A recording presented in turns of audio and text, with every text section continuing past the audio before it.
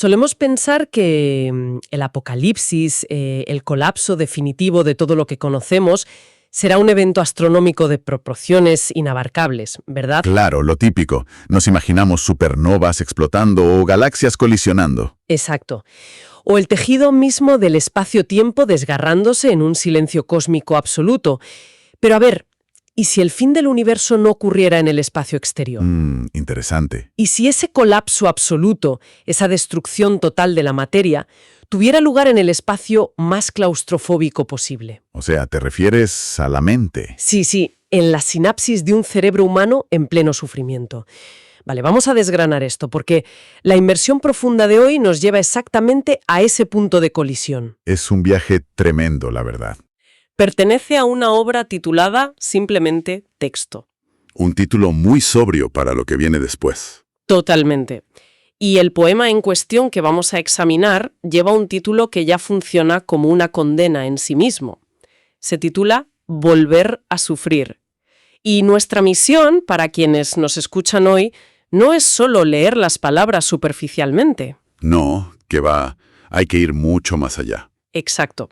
Queremos diseccionar cómo el autor entrelaza el dolor humano más íntimo, o sea, ese dolor físico que te oprime el pecho, con la destrucción a una escala cósmica y biológica total. Lo fascinante aquí es que este poema no es una simple queja sobre el desamor o la tristeza cotidiana, ¿eh? No, para nada.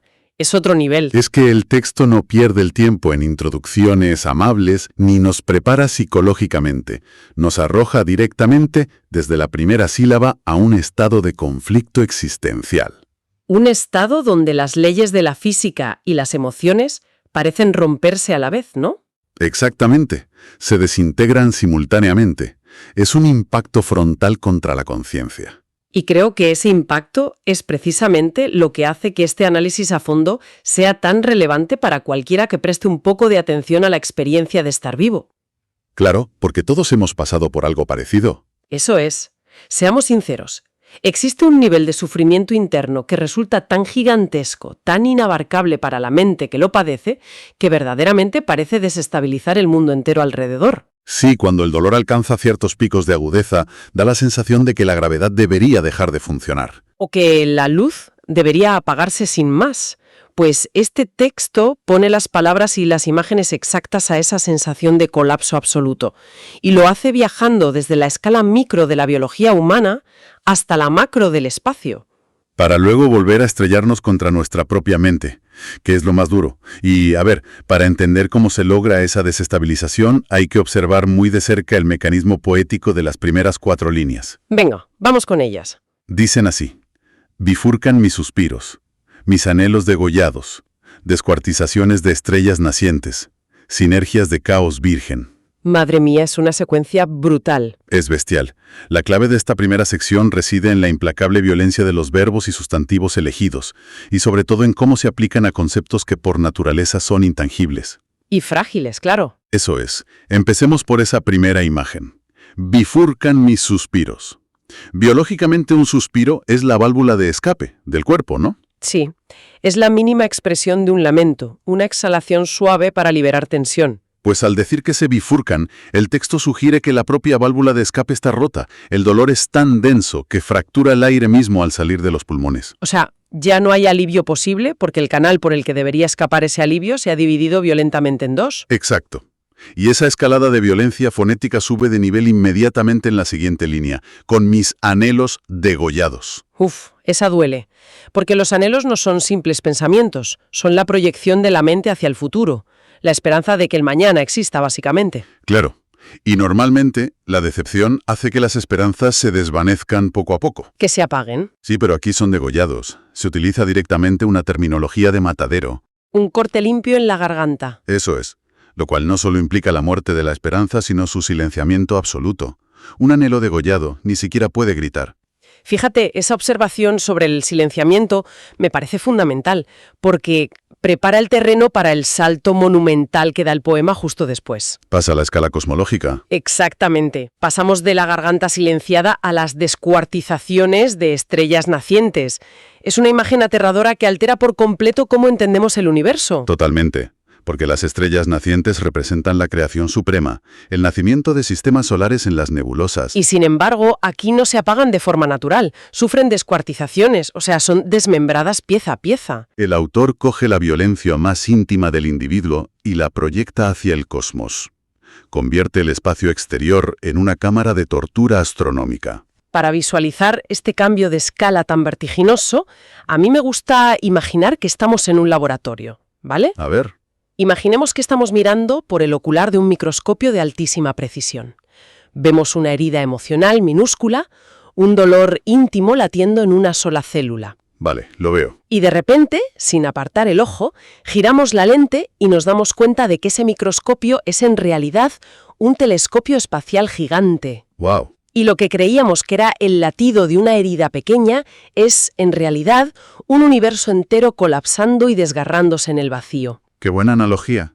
Esa es exactamente la transición que logra el texto. Pero aquí es donde se pone realmente interesante la cosa y te lanza un desafío. Estamos hablando de emociones abstractas y de cuerpos celestes gigantescos de gas y plasma. Sí. Entonces, ¿por qué el autor elige términos de carnicería física pura y dura, como degollados y descuartizaciones, para describir esto? ¿Por qué materializar el dolor a un nivel tan sangriento? Pues, a ver, yo lo veo como una técnica retórica muy calculada. Está diseñada para obligar a la mente a sentir el peso físico de lo que normalmente ignoramos. O de lo que tratamos como algo etéreo, claro. Exacto. El dolor psicológico no pesa en una báscula, no deja un rastro de sangre en el suelo. Pero al usar una terminología tan carnal, el autor afirma que este sufrimiento no tiene nada de abstracto. Le está poniendo tendones y sangre al dolor. Eso es. Y al aplicar esta misma lente a las estrellas, universaliza la masacre. Nos dice que el universo entero está hecho de la misma carne sufriente que nosotros. O sea, convierte el dolor en la materia prima del cosmos. Totalmente. Y esto nos lleva a la paradoja brillante con la que cierra esta estrofa. La sinergia de caos virgen. Puf, esa frase es un rompecabezas fascinante. Porque, por definición, el caos es la ausencia total de orden, una entropía salvaje. Claro, un desorden absoluto. Y al llamarlo virgen, sugiere que es un estado primordial, algo natural que no ha sido corrompido por ninguna fuerza externa. Es el estado salvaje del universo. Sí. Pero luego le añade la palabra sinergia. Y a ver, la sinergia implica cooperación, implica que diferentes elementos trabajan en conjunto para lograr un efecto mayor. Exacto. Es un caos organizado. Un desorden que coopera consigo mismo, única y exclusivamente para destruir. Es de locos. Sugiere una intencionalidad macabra en el diseño del universo, como si no fuera un accidente. No es un caos aleatorio donde las cosas chocan sin querer. Es un caos sincronizado cuya única función es la aniquilación. Ya. Y si el cosmos entero está sufriendo esta carnicería coreografiada, la pregunta es, ¿dónde impacta toda esta energía? Y ahí es donde el poema hace su movimiento más desolador. No deja este apocalipsis flotando en el espacio, sino que lo estrella directamente contra la fragilidad de la mente humana. Vamos a leer la segunda sección del texto porque el cambio de enfoque es magistral. Dice así: conocerá su suerte, aquel milagroso desastre, de tortuosa manifestación, en el centro de pensamientos sagrados, la terminación de la materia. Convulsionan a las neuronas del martirio. Fíjate cómo toda esa gigantesca onda expansiva cósmica de la que hablábamos se reduce de pronto a un espacio milimétrico. Es asombroso. Si conectamos esto con el panorama general, vemos que ese caos expansivo por fin conocerá su suerte, es decir, encuentra su destino final, su punto de impacto. Y ese impacto se define con un oxímoron de una fuerza tremenda, el milagroso desastre. La combinación de esas dos palabras es hipnótica, ¿eh? Totalmente, porque llamar a una catástrofe milagrosa sugiere que la destrucción es tan absoluta, tan geométricamente perfecta que roza la intervención divina. Claro, un milagro suele ser una suspensión de las leyes naturales para salvar a alguien. Exacto, pero esto es un milagro en negativo. Una suspensión de las leyes físicas diseñada para arrasarlo todo con una precisión pasmosa. Es la estética de la destrucción total, perfección matemática aplicada a la ruina. Y fíjate en la ubicación exacta donde ocurre esta tortuosa manifestación. En la mente. Sí, el poema localiza la terminación de la materia, o sea, el fin literal de lo físico en el universo, no en un agujero negro, sino en el centro de pensamientos sagrados. Y como consecuencia de albergar el fin del mundo ahí dentro, dice que convulsionan las neuronas del martirio. Es una fusión increíble de campos semánticos. Tienes la anatomía con las neuronas, la física con la terminación de la materia, y la religión con lo sagrado y el martirio. La verdad es que la sensación que transmite esta fusión es asfixiante. Estas líneas se sienten como presenciar un cortocircuito masivo en un superordenador. Me gusta esa imagen. Imaginemos un ordenador biológico hiperavanzado diseñado para procesar la realidad. De repente, alguien inyecta en su sistema un paquete de datos infinito, un virus que contiene el código del fin del universo. Buf, claro, el sistema colapsa. Exacto, la sobrecarga de intentar procesar la terminación de la materia literalmente fríe los circuitos biológicos, por eso convulsionan las neuronas. El hardware se derrite. Esa analogía capta a la perfección el colapso biológico del poema. El cerebro humano simplemente no está diseñado para sostener el peso de un universo desintegrándose. Las convulsiones son el lenguaje del cuerpo cuando la mente intenta asimilar lo inasimilable. Eso es. Pero a ver, detengámonos un momento aquí porque tengo una gran duda. Si los pensamientos son sagrados, según el texto, ¿por qué las neuronas están destinadas al martirio? Esa es la gran pregunta. O sea, te presiono un poco con esto. ¿La mente es la víctima de este desastre o es la creadora del mismo? Es que esta tensión es el núcleo del poema y del existencialismo, diría yo.